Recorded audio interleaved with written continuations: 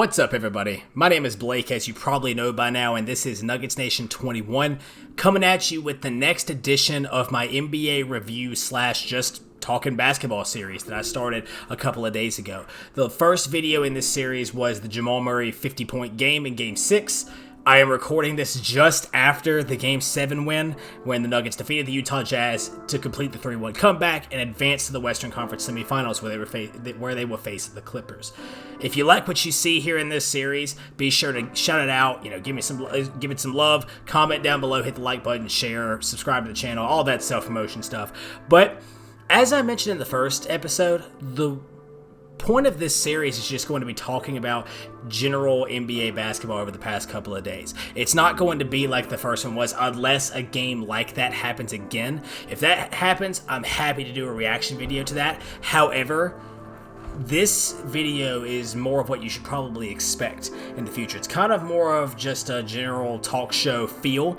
So I've also moved the face cam to the bottom right-hand corner this time. I noticed when I was looking up the box scores of the last video, I was covering up the names with my face cam location. So I've moved to the bottom right.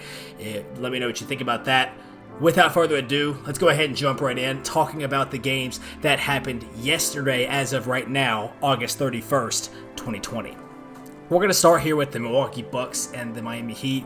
This was an upset, obviously. The Bucks. What is going on with the Milwaukee Bucks, by the way? They supposedly have the best record in the NBA, and ever since coming to the bubble, Giannis has put together some pretty good performances, but overall, they just have not looked like the same team that they were in the regular season, which you could kind of chalk that up to being in the bubble, but they're just not playing well. Giannis, I believe I saw in the fourth quarter alone, was like 1 for 3 or something like that, and with 3 turnovers.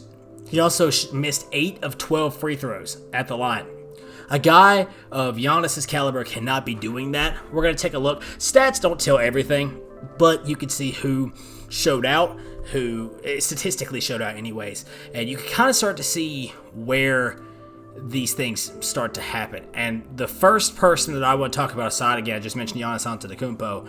Jimmy Butler is a bad dude, dropping a career-high 40 in this game. Shows out against the Bucks here. The Heat are one of those teams that if they get it going, and that's the other thing too, is Jimmy Butler didn't rely on the three-pointer. There's a lot of 50-point, 40-point games right now that they hit 9 three-pointers, 8 three-pointers, and all of a sudden half your points are those. Jimmy shot 2 of them, made both of them, and the rest of his points came from the line or from 2-point field goals. He's a killer. He showed that in the game against the Bucks. They'll play again tomorrow night, especially now the second round's completely set. Oh, actually, I'm mistaken. There is still one more series left to go because of another game we're going to talk about in just a second. On the Bucks side, I also really liked what I saw from Tyler Hero. And the other thing is, too, is if you look here, every single Miami Heat player was in plus minus. I know I've said before, I said it on the last episode especially, plus minus can be seen as a little bit of a joke when it comes down to it, but in this case, when your entire team is in the positive, they only won by 11 points, but it still shows that each player of the team is contributing to the success of the team in a very, very positive way. The lowest plus-minus you have on the team is Kelly Olynyk. He only had 1 point, but but he shoots 100% from the floor. I mean, what else can you ask for from the Miami Heat? And here's the other thing. You hold Giannis Antetokounmpo. He shot 50% from the field, but 4 of 12 from the free throw line. He shot 5 threes, made 2 of them, which is about what's expected from Giannis. The thing about him, this stat line is still pretty good. Almost had a triple-double. Was 1 assist away from it. Minus 14, if you are the Miami Heat, you cannot expect Giannis to miss as many free throws as he did in this game. He's going to get to the line. He's a freak of nature. He's going to create the contact to get to the line consistently. You cannot expect him to miss that many free throws. Chris Middleton carried the load, 28 points on the night, also shooting 50% from the floor. And his 50%, I'll say this, Giannis gets a pass because he's a top 3 player in the NBA right now. But Chris Middleton's 50% most of the time is just as, if not more impressive than Giannis's 50%, because Chris Middleton's shooting tougher deeper shots. He's shooting mid-range, contested mid-range. He's not getting to the rim as often as Giannis is. See, look at that, 4 for 8 from 3 as well. Brook Lopez also had a ridiculous 3. I can't remember if that was in this past game or earlier in the bubble, where he's just fading away and knocks it down at the buzzer. George Hill. And here's the thing from George Hill. You've got to have more ball movement, some better ball movement from him. 4 assists and 4 turnovers is just not going to cut it. They had 19 turnovers as a team. 19. That's not winning basketball. You cannot have that. You compare it to the Miami Heat here, who had 16. And that's still a decently high number. You just cannot give the ball to the other team as much as they have right here. It's weird to think, because this Bucks team, and everyone knew this wasn't a secret. If Giannis does not play well, the Bucks don't play well. That's how their identity is made. But there comes a point you've got to draw a line in the sand, and you need to figure something out. It's the playoffs. The Heat aren't going to go away. They're built on a bunch of players who play really well, who step up when it matters. I mean, like I said, Jimmy Butler right here. And Bam Adebayo, I love Bam Adebayo. I love him so much, because you look at here, his statistical impact is not that great when it comes to scoring, but he's moving the ball around from the post. He's got 6 assists in this game, 17 rebounds, 6 of them offensive. Second chance opportunities are so huge in a basketball game, and winning the rebounding battle is so underrated in the game of basketball. I mean, look right here, 34-27. I know, again, stats don't mean everything, and the Bucks, this is not going to be a sweep. This series might go 6 or 7, no joke. The problem with the Bucks is they have got to figure out the identity of who is going to step up when Giannis is not there. Game 2 will be tomorrow night. Not sure what network that's on, but check it out. Like I said, HeatBucks Game 2. The Heat will try to take a 2-0 lead, but the Bucks will try to even it up, technically, in their second home game in neutral site. Up next is the Rockets and Thunder. This was Chris Paul putting the league on notice and saying, I'm still one of the most clutch players in the NBA. The fourth quarter of this game, might I say, that's the best Chris Paul has played in a very long time. It came so easy to him. He was playing it like a virtuoso. It was insane in the grand scheme of things. I mean, he finishes the night with 28 points, 7 rebounds, 3 assists, no turnovers. 0. No turnovers. And again, here's the thing. A lot of people want to think that 0 turnover stat is inflated as a big deal. Or is overblown, not that big of a deal.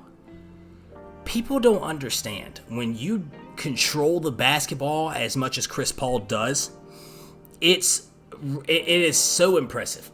Let's take a look at this team, for example. If Darius Bazley down here goes with no turnovers, okay, that's not that impressive. It's still impressive, not as impressive as Chris Paul, who played 40 minutes in this game and handles the ball in every single possession.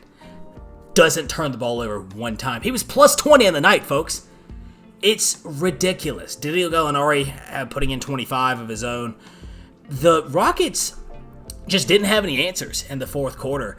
James Harden was masterful as always, still shooting 50% from the floor, 32 points in the night.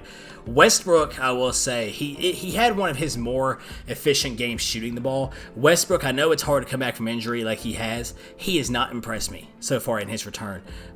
7 turnovers last night. He doesn't look like the player they need him to be right now. The Rockets didn't have any answers. Chris Paul, just again ridiculous in the fourth quarter, and he stares down Harden as they notch it up. That series is going 7. That's the second series in the first round to go 7 games. That game will be played tomorrow night. By the time this is uploaded, that will be tonight, September 2nd.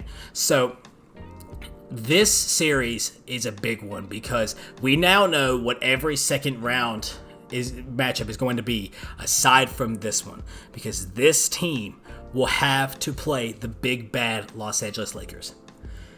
If you ask me personally, I really like what the Thunder have done so far. I think that they were a team that was kind of counted out and expected to be maybe 10th in the Western Conference, if anything, this year. And they blew everybody out of the water, completely defied the naysayers, got the 5th seed.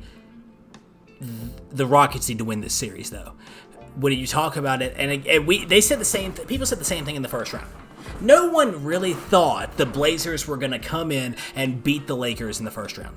If you did, you were lying to yourself. No one truly thought that that was going to happen. But the Rockets have so much better of a chance. And here's why I say that. From top to bottom, they're solid. And when you take a look at the star power, the only question mark that they have on this team, and it's the same question mark they're going to have against any team they face, regardless, is who is going to guard Anthony Davis? Who is going to be the big to check Anthony Davis? Obviously, the Thunder kind of have that in Steven Adams, but when it comes down to it, the Thunder have the firepower. If they are firing on all cylinders and they are making shots like the Houston Rockets can, the Rockets can beat anybody in the NBA that they want to. That's why the Rockets need to win this series if people want the Lakers to be challenged. I'm not necessarily saying it would be a sweep. I don't think the Lakers would sweep the Thunder. I think that Chris Paul has enough heroics in him to win a game or two, but comparative to what each team brings to the table, the Rockets, I think, match up a lot better with the Lakers than the Thunder do. I think the Lakers win that series either way. Spoiler alert for future episodes.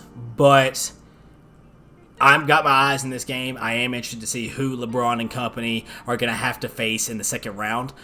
Part of me, like I said, I really hope it's the Rockets, just that way we get some more competitive basketball. But hey, who's to say we've doubted the Thunder too many times now and they have another miracle in them? We will see. Again, that game will be played on the 2nd of September. So again, by the time this goes up, I'm just going to start talking like it's tomorrow. That game will be tonight.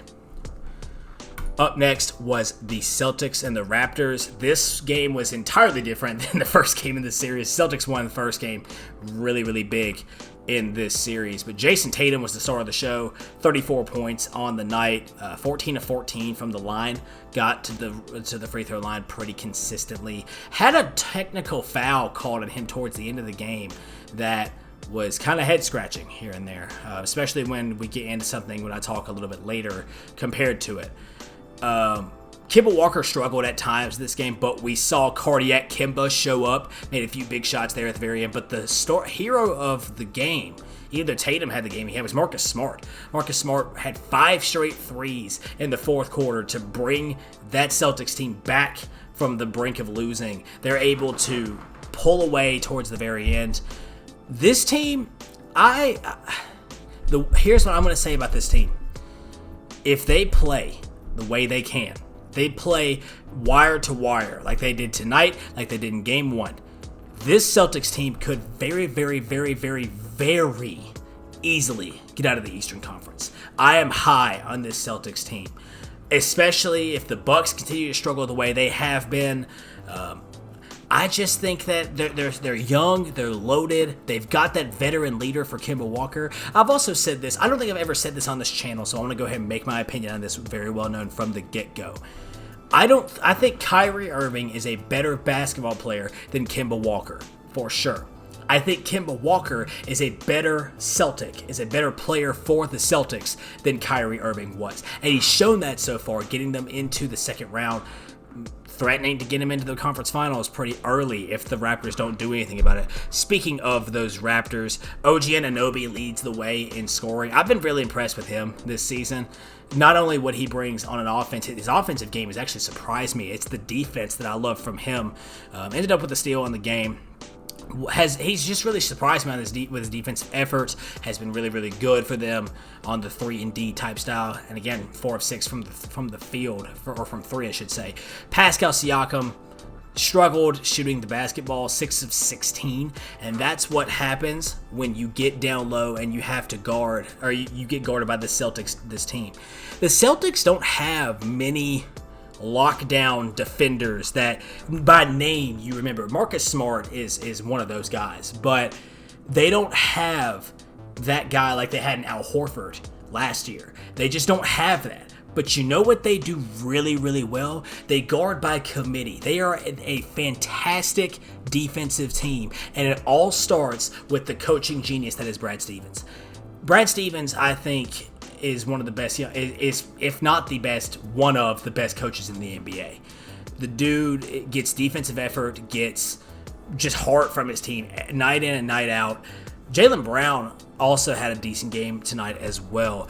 On the Raptors side of things, once again, Kyle Lowry shoots not great, 5-16. And this is the time for the Raptors where there's going to be a lot of teams, a lot of people out there that call them not necessarily a fluke, but when it comes to Game 3, that game will be played in 2 days, or now, again, tomorrow night. You've got to be able to show up and say, when your back's against the wall, and pull out a victory.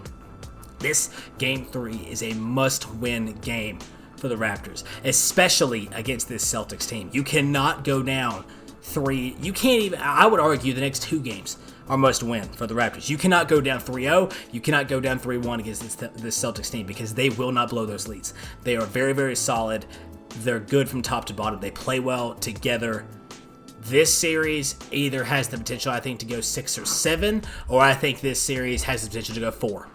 I think it could be anything. If the Raptors, the important thing to remember with the Raptors, though, they only lost by 3 in this game, but they had a lead, and you can kind of expect Siakam and both Siakam, Kyle Lowry, and Red Van Vliet are not going to shoot as poorly as they did in this game. Only shot 40% as a team in this game. You could also make the argument the Celtics won't shoot this poorly, but I think this series could go more than 4 games by any means. I know it's a bold statement or anything like that. I think it has a high probability of even going 5 or 6 if the Raptors can get back to playing the way they were. And finally, the game that's going to take up probably the most time in this video. As you can tell by what I've got on, I was actually in the virtual crowd tonight with Game 7.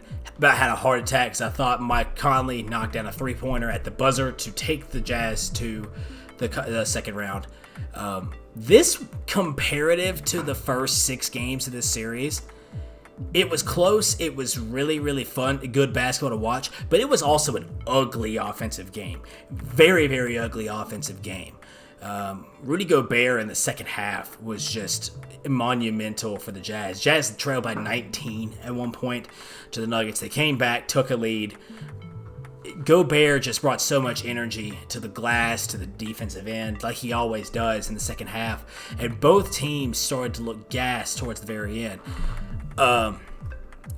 Jamal Murray cooled down this game. Only had 17 on 7 of 21. The thing about this game, though, is Jamal, if you watch the game earlier in the game, he gets on a fast break. Joe Ingles steps and slides in front of him. I don't think it was a cheap shot. I don't think it was intentional, but his knee collided with Jamal Murray's quad, which was the same thing that he had aggravated earlier in the bubble, and he just wasn't the same player for the rest of the game. I think it was nagging him a little bit. I'm not sitting here and saying that we should have a witch hunt for Joe Ingles. I'm not saying that he meant to do that. Just an unfortunate thing, and I think that's what kind of sidelined. I won't even say sidelined because Jamal Murray played the rest of the game, but limited his production compared to what it was because he was nagged by that leg injury pretty much for the rest of the game. But it was the big man, Nikola Jokic, who said, "Hey guys, I'm still here. Don't worry, I got this game." Had a few clutch buckets towards the end of that game. Had a hook shot very reminiscent of a Kareem Abdul-Jabbar almost. 30 points in this game, 14 boards. Jokic was the star of the show in this game for the Nuggets. Actually played. It was crazy. He had 5 fouls for a majority of the fourth quarter, and he played conservative, clean basketball and continued to play without fouling the Jazz. It was so important for them to keep him in that game. Michael Porter Jr. also had a solid game. Don't let the stat line fool you. His shooting percentages weren't great, and he had a few bad turnovers. But overall, I've been really impressed with what he's been able to do in the defensive end these past few games. He's made a few tough shots here and there, and he's been a spark plug off the bench. So that board, I want to point out one thing about Michael Porter Jr. It's that stat right there. 9 rebounds in this game as a small forward / power forward, but he's going and doing the dirty work, and he got some of his points the hard way on putbacks, things like that. The kid has a lot of heart. Another thing I want to highlight, don't pay attention to this stat line. Gary Harris, offensively, we know he's a liability. We know that he's struggling on the offensive end. That's nothing new. He was doing that before he came back. He was doing that before he got hurt. The defense that he played, 1 steal, 2 blocks. He's a shooting guard, guys. 2 blocks. Donovan Mitchell, when guarded by Gary Harris, was an entirely different player. I mean, it was night and day, absolutely absurd, the defense that Gary Harris was playing against Donovan Mitchell. I said on Twitter, and I'll probably post a image, a screen cap of the tweet, that if Gary Harris came back 100%, that the Nuggets could push this series to Game 7. I said that missing Gary Harris was so vital to this team that if they get him back, it is an entirely different series. And guess what? That has been 100% correct. I talked about in the last video, Gary Harris limited Jordan Clarkson to his worst game of the series. Clarkson also didn't play well, also guarded by Gary Harris for a lot of the game in this game. But again, Gary Harris on the defensive end is that type of guy who steps up and says, I want to guard the toughest player. And he showed that tonight, limiting Donovan Mitchell in the very end. Donovan Mitchell only had 22 points in this game, and it's incredible to think because he was averaging 40 points a game. In a Game 7, you hold him to 22 points, and the Jazz team, which was averaging close to, I think it was probably over 120 points per game, you held it to 78? I know you only scored 80 on your end, but my goodness, the defense was so much better for the Nuggets in this series. They will get the Los Angeles Clippers. We know the star power they have. That's going to be a tough series. That series will start tomorrow night, the 4th of September. And I'm excited for that one. This series has been so emotionally draining for me. 12th team in NBA history to come back from a 3-1 deficit were the Denver Nuggets. Jazz fans should not hang their heads, though. This was a tough team. This is going to continue to be a tough team. If they can keep Donovan Mitchell happy and they can keep him there in Utah and Salt Lake City, this Jazz team is going to be tough and a dark horse for years to come. And as far as for the Jazz themselves, what went wrong for them, like I said, Donovan Mitchell only having 22 points. That's not great for them. On the bench, George Niang had a couple of good games this series, but he really went cold towards the end in Game 6 and 7. Joe Ingles had a hot hand early. I think he scored like 5 of the first 7 points the Jazz had, but he cooled down real quick, 3 of 10 from the floor. It really came down to a point that it seemed like the only 2 players that really were doing anything for them were Rudy Gobert and Donovan Mitchell, with Mike Conley doing something every once in a while. But this team is good if they can keep everything together. Plus, it's important to note they still were, much like the Nuggets were missing Gary Harris and Will Barton earlier in the series, the Utah Jazz are missing Bojan Bogdanovic, their second leading scorer. I am interested to see if the Nuggets will try to get Will Barton back after a knee injury for the rest of the playoffs. That'll be a huge boost if they can get him back. But it remains up in the air, and maybe it's not such a good idea to mess with the group that's winning right now. Again, also keep an eye out for the health of Jamal Murray. It'll be interesting to see how serious, if he has. They said on the broadcast he had a knee contusion. Interesting to see what that leads to. Anyways, that's going to do it for this video right here. This is the style that you should really expect from here on out. This is the style of video that I was kind of anticipating doing. Just talking about the box scores, talking about what we saw in the NBA over the past couple of days, what to expect. like I've said, the Heat and the Bucks will play Game 2 here soon. Rockets and Thunder play Game 7 tonight. That'll be an interesting game, trying to play against the Lakers. The Celtics and the Raptors will play Game 3 in a couple of days or tomorrow night. And the Jazz, eliminated, going home. The Nuggets will play the Clippers tomorrow night. So that's going to do it here for this rendition of whatever I'm going to call this series. I haven't decided it yet. But if you like what you saw, if you like what you hear, be sure to let me know down below. Comment, like, subscribe, share, anything else. Like I've said earlier, self-promotion wise, please do it. My social media links are down in the description below. If you want to hear about the Nuggets, if you want to see tweets about the Nuggets, follow my Twitter account, because that's pretty much all it is. When it comes to this series, as I said, you should probably expect this every other day. That's probably what I'm aiming for right now. And it'll get a little bit more consistent when we know, once this Rockets and Thunder series gets done, we'll have an idea of the round 2 predictions and things like that. So, with that being said, I hope you enjoyed this video, and I will be talking to you all really soon.